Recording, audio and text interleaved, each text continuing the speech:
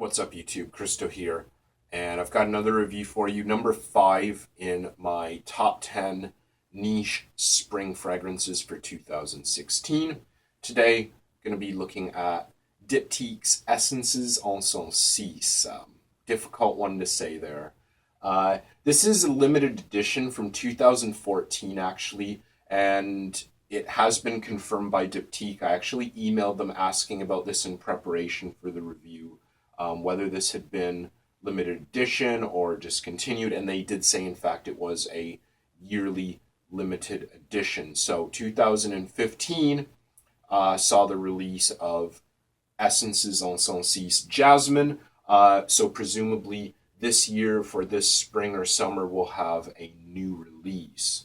Now, even though this is not in production anymore, I have seen it in department stores in the last couple months, so it probably is still around.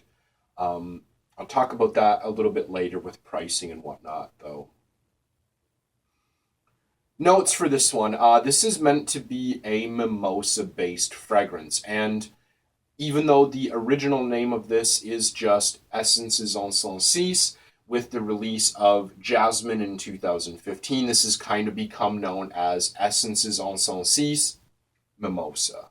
Okay? And definitely for the notes, yeah, I get 3 main notes. I get mimosa, I get beeswax, and I get mate. Mate, I've talked about it a couple times in my channel before, is kind of a traditional herbal tea from South America.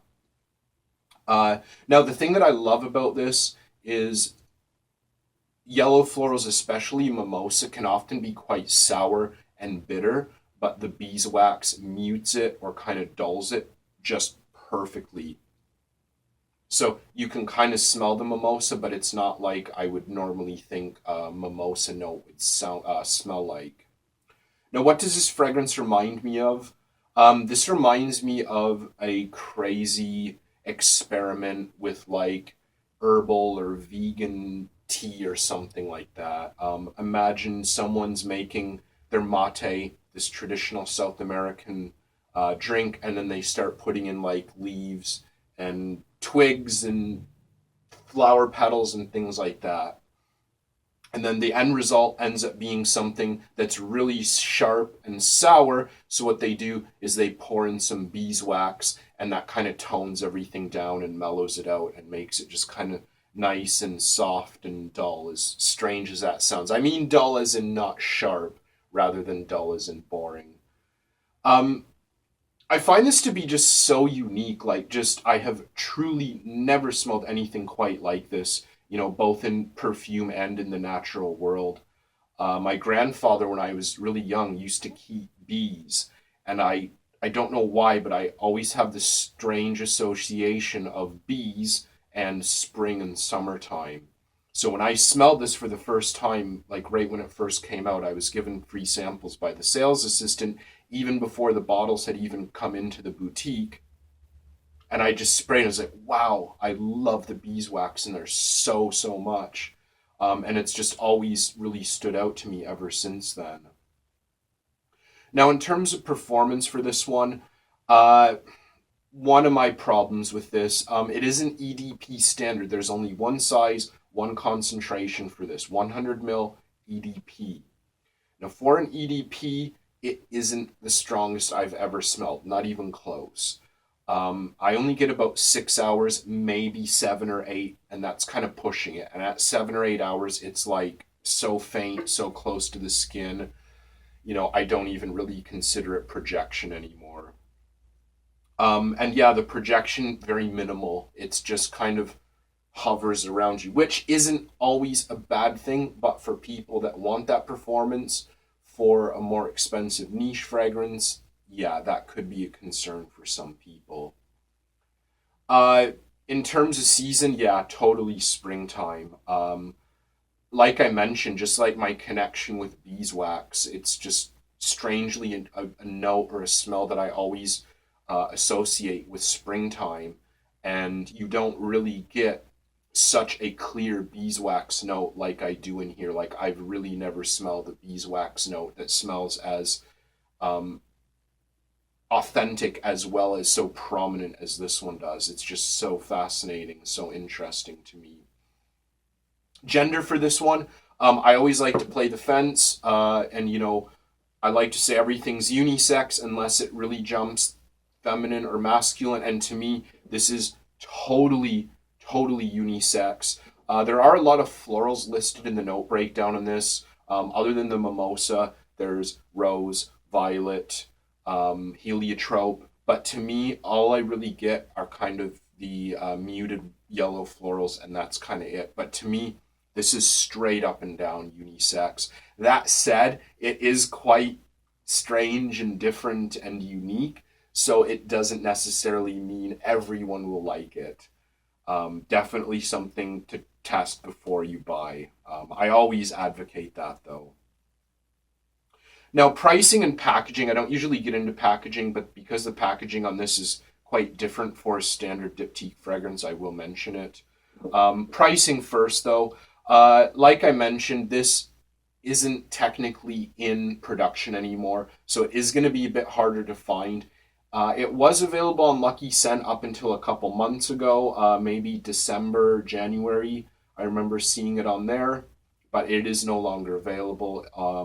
It's not available on any retailer I could find in Canada associated with Diptyque, but the 75 ml Jasmine, which was the same price on Lucky Scent while they were still on there together, was 100, or still is $175 US, which kind of irritated me a bit because this is 100 ml EDP and the Jasmine's 75 ml EDP, but they're the same price.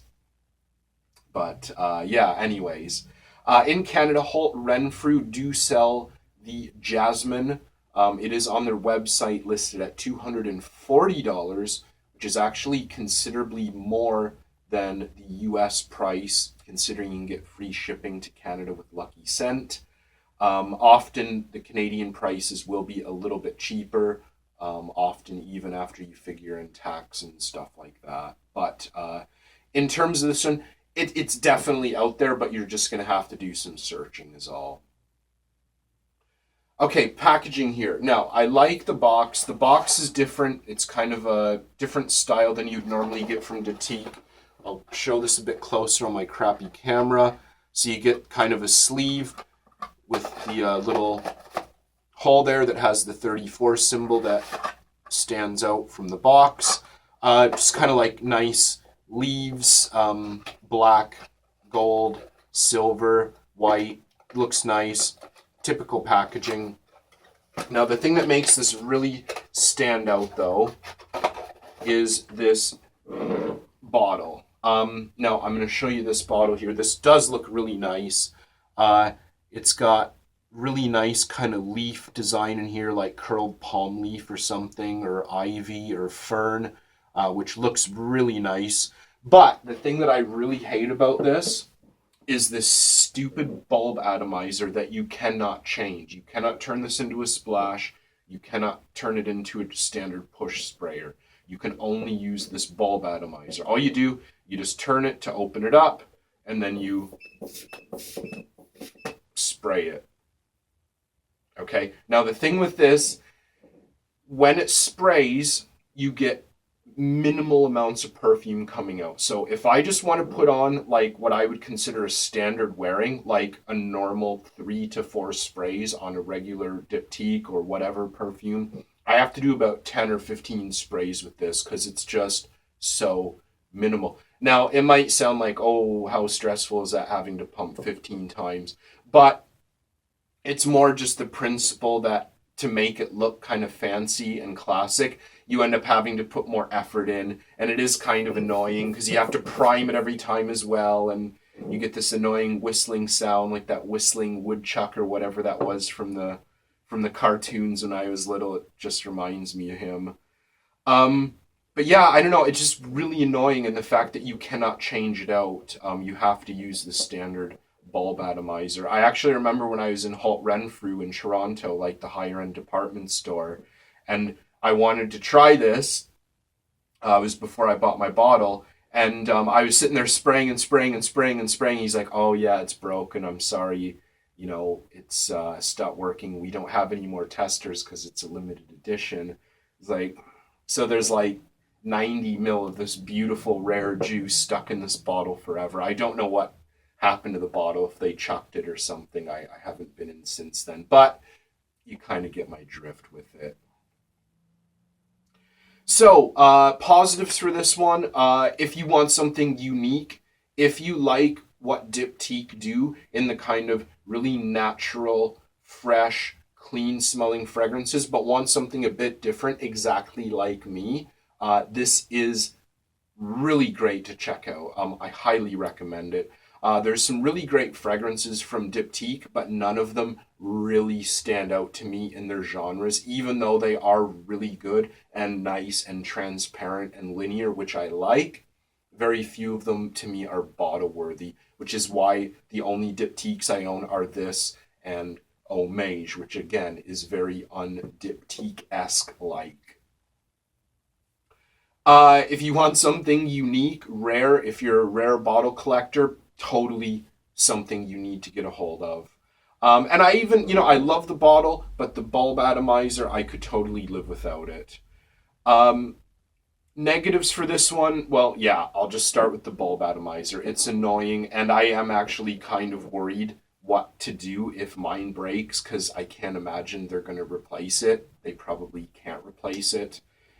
The price is a bit expensive. You're probably not going to find this discounted. Diptyque really don't discount their fragrances. And if they do make the gray market, they're virtually the same price as retail. You're not going to get them much less.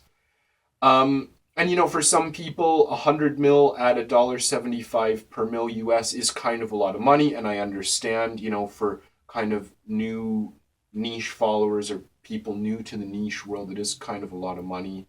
Anyone who doesn't like the smell of beeswax or mimosa, be careful. This is weird, even for people I know that like weird or daring fragrances. But yeah, that's just strange. I don't want to smell like beeswax and tea leaves, which somewhat understandable, but I love it. So overall, I'm really, really, really happy that I have this fragrance. I adore it. I love it. And basically, I've been waiting for the spring to come for months because I bought this in like November when it was quite cold.